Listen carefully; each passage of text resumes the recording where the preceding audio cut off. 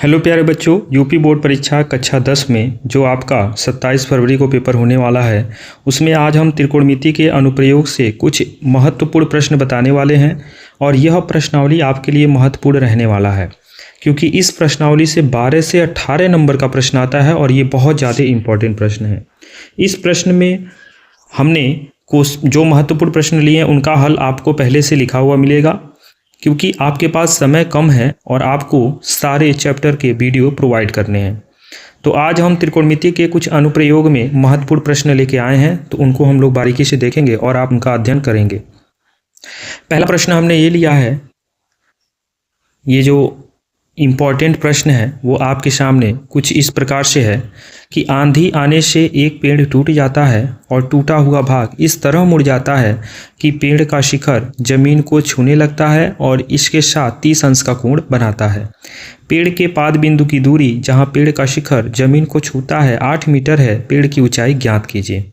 अब यहाँ पर प्रश्न हल कैसे करना है ये आप देख सकते हैं। इसको आप बढ़िया से अपने तरीके से लिख लेंगे और फिर इस प्रश्न का हल आप देख लेंगे। ठीक है, बढ़ते हैं अगले प्रश्न की ओर, क्योंकि हमको लेट नहीं करना है, कम टाइम में सारे देखने हैं। प्रश्न संख्या 2, यह भी आपका एक महत्वपूर्ण प्रश्न है। भूमि के एक बिंदु से जो मीनार के पाद बिंदु से 30 मीटर की दूरी पर है, मीनार के शिखर का उन्नयन कोण 30 अंश है। मीनार की ऊंचाई ज्ञात कीजिए। ये आपके इस प्रश्न का फिगर हो गया और इसमें आप लिखेंगे, माना मीनार AB की ऊंचाई h मीटर है, बिंदु C से मीनार के पाद बिंदु B की दूरी 30 मीटर। तो समकोण त्रिभुज में आप tan थीटा का यूज करके tan 30 अंश का मान रखेंगे तो h का मान आएगा और वही मीनार की ऊंचाई आपकी हो जाएगी। प्रश्न संख्या 3, ये महत्वपूर्ण प्रश्न है। ये 1.5 मीटर एक लंबा लड़का होता है और उस टाइप का प्रश्न है, तो VIMP इसमें आप टिक लगा सकते हैं। इस प्रश्न में देखिएगा, 1.5 मीटर लंबा एक लड़का 30 मीटर ऊंचे एक भवन से कुछ दूरी पर खड़ा है। जब वह ऊंचे भवन की ओर जाता है तब उसकी आंख से भवन के शिखर का उन्नयन कोण 30 अंश से 60 अंश हो जाता है। बताइए कि वह भवन की ओर कितनी दूर चल के गया। इस प्रश्न का फिगर आपका ये रहा। पहले 30 अंश था, जैसे ही भवन की ओर जा रहा है तुरंत उसका कोण हो जा रहा है 60 अंश।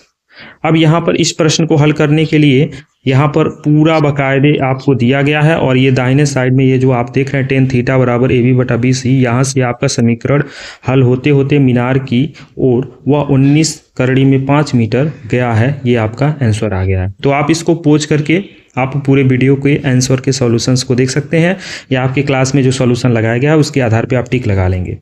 प्रश्न संख्या 4 में हमने एक प्रश्न लिया है कि भूमि के एक बिंदु से एक 20 मीटर ऊंचे भवन के शिखर पर लगी एक संचार मीनार के तल और शिखर के उन्नयन कोण क्रमशः 45 अंश और 60 अंश है। मीनार की ऊंचाई ज्ञात कीजिए। ये आपके इस प्रश्न का फिगर हो गया। और देखिए, भवन पे मीनार लगा हुआ है, संचार मीनार, और उसी की ऊंचाई आपसे पूछी जा रही है। और दाएं साइड में देखेंगे tan थीटा करके ये आपका पूरा सॉल्यूशन इस तरह से संचार मीनार की ऊंचाई 20 करड़ी में 3-1 मीटर आ जाएगा। प्रश्न संख्या 5 हमने जो लिया है, यह भी आपके लिए एक महत्वपूर्ण प्रश्न है। इस प्रश्न का हल कैसे रहने वाला है, ध्यान से देखिए। एक पेडेस्टल के शिखर पर एक 1.6 मीटर ऊंची मूर्ति लगी हुई है और भूमि के एक बिंदु से मूर्ति के शिखर का उन्नयन कोण 60 अंश है।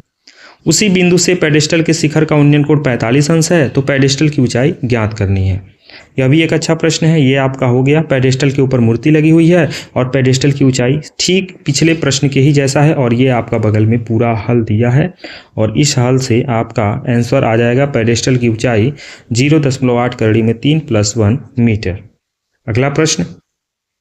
अगला प्रश्न हमने जो लिया है वह भी एक महत्वपूर्ण प्रश्न है और बोर्ड एग्जाम में पूछा गया प्रश्न है कि एक 80 मीटर चौड़ी सड़क के दोनों ओर आमने सामने समान लंबाई वाले 2 खंभे लगे हुए हैं। इन दोनों खंभों के बीच सड़क के एक बिंदु से खंभों के शिखर के उन्नयन कोण क्रमशः 60 अंश और 30 अंश है। तो खंभे की ऊंचाई और खंभों के बिंदु की दूरी ज्ञात करनी है। तो ये आपका फिगर हो गया और इस फिगर के आधार पर नीचे कुछ चीज़ें मान ली गई हैं और यहाँ पर हल करते जाएंगे तो यहाँ तक आएंगे।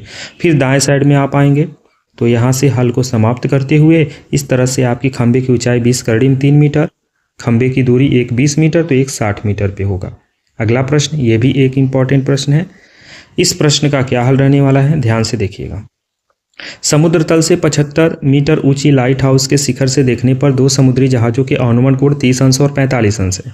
यदि लाइट हाउस के एक ही और एक जहाज़ दूसरे जहाज़ से ठीक पीछे हो तो दो जहाज़ों के बीच की दूरी क्या होगी, ये आपसे पूछा गया है। इस प्रश्न का ये फिगर हो गया और इस फिगर के आधार पे ये आपका बगल में आंसर दे रखा है और पूरा सॉल्यूशन करने के बाद दो जहाज़ों के बीच की दूरी 75 × 3 - 1 मीटर आ जाएगा। और ये रहा आपका अंतिम प्रश्न। और इस प्रश्न के बाद हमने कुछ उदाहरण भी लिए हैं जिनको आपको देख लेना है। जैसे एक सीधा राजमार्ग एक मीनार के पाद तक जाता है। मीनार के शिखर पर खड़ा एक आदमी एक कार को 30 अंश के अवनमन कोण पर देखता है, जो कि मीनार के पाद की ओर एक समान चाल से जाता है। 6 सेकंड के बाद कार का अवनमन कोण 60 अंश हो जाता है। तो इस बिंदु से मीनार के पाद तक पहुंचने में कार द्वारा लिया गया समय आपको पूछ रहा है। ये आपका VIMP, आप इसको टिक लगा सकते हैं। इसका फिगर आपके बाएं साइड में है और दाएं साइड में इस प्रश्न का पूरा हल आपको देखने को मिलेगा। तो मीनार तक पहुंचने में लगा समय आपका 3 सेकंड हो जाएगा। कुछ हमने उदाहरण के प्रश्न ले लिए, जैसे उदाहरण नंबर 4। ये आपका एक महत्वपूर्ण प्रश्न बन सकता है जो कि आपके एग्जाम में पूछा जा सकता है। इसका हल आपको आपके NCERT बुक में दिया हुआ है, आप उसको जरूर देख लीजिएगा। प्रश्न क्या है कि भूमि के एक बिंदु P से 10 मीटर ऊंचे भवन के शिखर का उन्नयन कोण 30 अंश है। भवन के शिखर पर एक ध्वज को लहराया गया है और P से ध्वज के शिखर का उन्नयन कोण 45 अंश है। ध्वज दंड की लंबाई और P से भवन की दूरी ज्ञात करनी है। इसको आप लोग अपने बुक में, NCERT बुक में सॉल्यूशन इसका है, आप उसे अवश्य देख लीजिएगा। उदाहरण नंबर 5 भी आपका इंपॉर्टेंट के ही श्रेणी में आएगा और इसका भी सॉल्यूशन आपके NCERT बुक में दिया हुआ है। क्या है ये प्रश्न?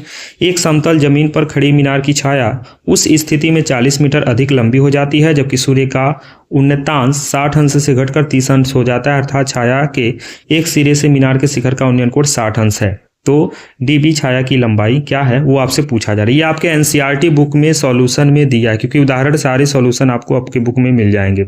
एक और उदाहरण हमने लिया है, उदाहरण नंबर 6। यह भी आपका एक इम्पॉर्टेंट प्रश्न है, इसको भी आप लोग VIMP लिख सकते हैं।